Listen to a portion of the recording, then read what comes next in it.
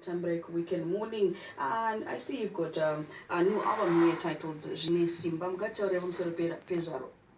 Album Jine Simba idamba refu yangu rechipiri rakabuda around March 2019.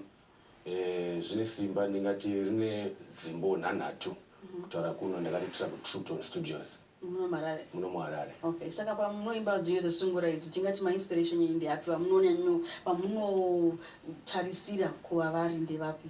Ndingati vandikatarisa kwavari vaimbi vakuru vazhinji vacho vakafa, ndingati Tongai Moyo naLeonard Dembo ndo vakandinspire kuti ndifarire kuimba type yemusic yandikaimba. Saka kungozoteedzera magitara zvazvina kunetsai kuti munatsoda kuimba saizvozvo? Hazvina kunyanyondinetsa sezvinhu zvanga zvigara zviri mandiri asi ndisati ndangozviita chiri paground. Okay, saka ine damba refu renyu rechipiri rekutanga rainzani? Rekutanga rainzi Zveupenyu ndezvayave, ranga rine 2 singles. Alright, saka ndiro rechituviri rine dziyo 6. Okay, and then mauya imimi nevideo yenyu nyowani mungataurawo nezvayo?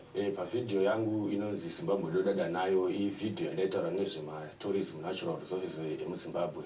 Ataiudza vanhu even vari kune nyika dziri kure kuti kwamuriko kumugaya kuZimbabwe munogona kuona zvakadai zvinoita kuti nyika yedu isimukirewo zvemarketing.